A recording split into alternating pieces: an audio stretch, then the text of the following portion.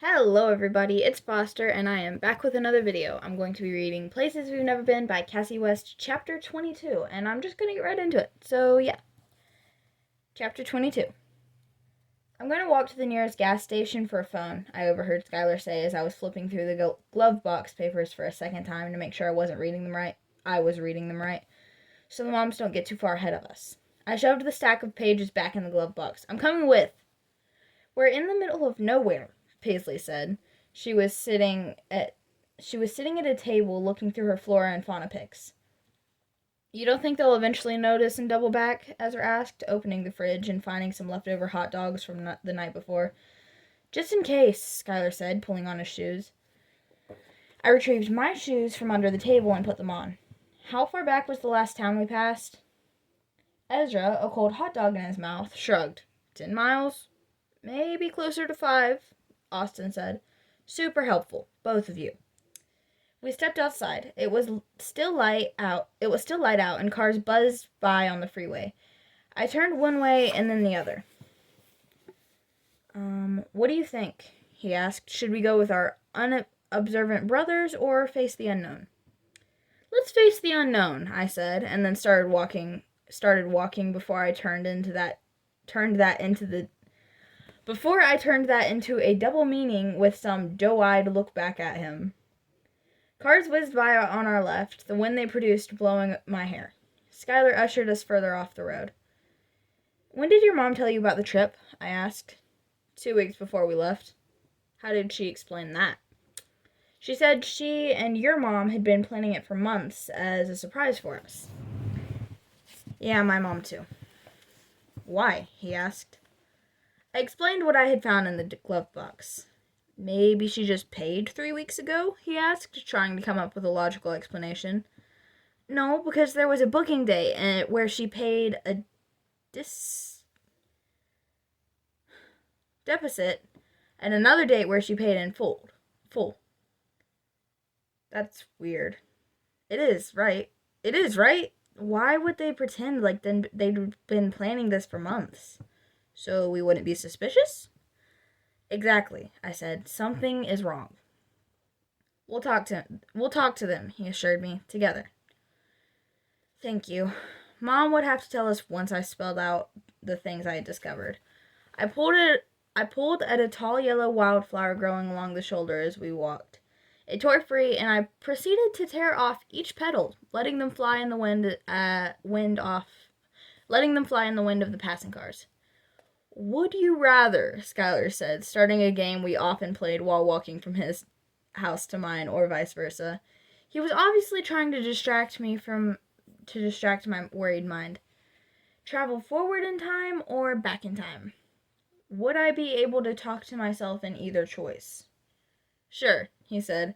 If you want to be limited to the span of your life. Oh, I can go beyond my life?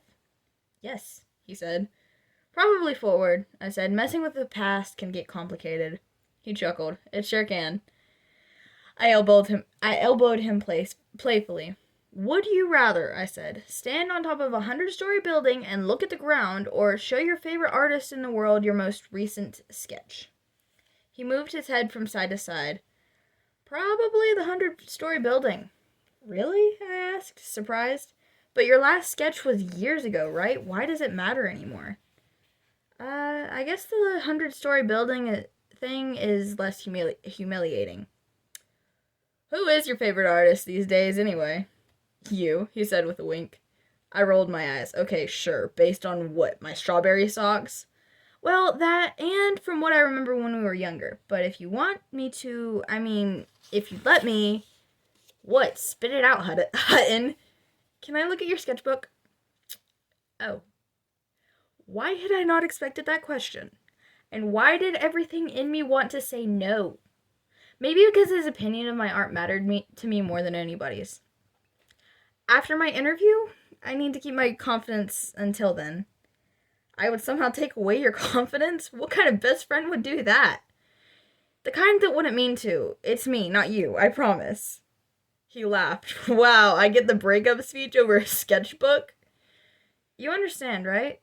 Yeah, I really do. I always found this extreme amount of pressure associated with drawing. Like, it had to be perfect, and I had to be creative and original, and everyone expected so much. Who had expected so much? I wondered. His mom? Because it wasn't his dad. His dad thought it was childish. Would he much have rather had him in sports, like Austin was? I didn't know you felt a lot of pressure, I said. Yeah.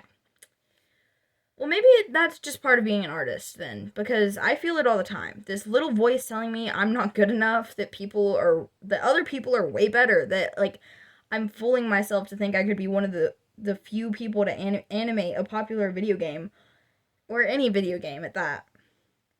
And how do you talk yourself out of that feeling so you're not paralyzed? I don't know that I have, I said. Sometimes I'm able to ignore it. Smother your inner voice? Sounds like a plan. I crinkled my nose in his direction, then pulled out my phone to check the bars. Anything? He asked. Nope. I swiped over to my camera. Take a selfie with me. A freeway selfie? Yes, memories and all that. You actually want to stand next to me in a picture. A laugh burst out of me. I didn't think you'd noticed. Oh, I noticed. It was my passive-aggressive payback for me ruining our reunion. Yes, but that was before realizing my past self totally ruined it. He smirked. Come here. He situated himself slightly behind me and put his face next to my cheek. His hands went to my hips, and logically I knew it was to stabilize himself, but a shiver went through me. Look how cute we are, I said to cover up my reaction. I snapped several pics and then tucked my phone away. There's a sign, he said, pointing ahead. 5 miles, I said. I was hoping this way would produce a closer town. Maybe we'll get service before then? We better. I don't remember the last time I walked 5 miles. He laughed. You and your new running rugby body think I'm kidding. Running rugby body? I waved my hand up and down, indicating the whole of him. Wait, is that why you do rugby now? Because of my body? No, I said, and laughed. No, I said, and laughed when I realized he hadn't heard the thought process I'd had in my head. So, of course, that's what he would think I meant. Your dad. Do you do it for your dad? His brows furrowed together in irritation.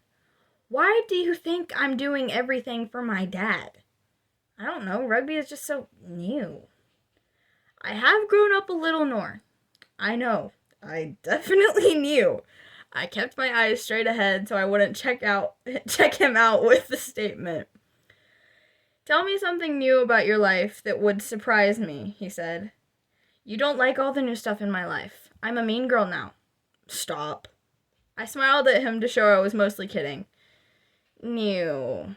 Well, apparently I want to kiss you. Is that new enough? A blue truck honked, and the guy in the passenger seat stuck his head out the window and yelled, a ride for a ride. I flipped them off. Well, that's new, Skylar said. What, being catcalled or me flipping them off? Both, he said. It's weird. Weird how? You've grown up too, he said, and I could have sworn his cheeks went a little pink. Yes, I have. I shoved my hands into the pockets of my jeans because I wanted so very, very badly to grab his hand. And we continued walking. I could have self-control. We were in the best place we'd been since the start of this trip, and I was happy. And I was happy about that. And that is the end of chapter 22. Sorry, my mind went blank for a second. That is the end of chapter 22. I hope all of you guys enjoyed that, and yeah, I will see you guys in the next video.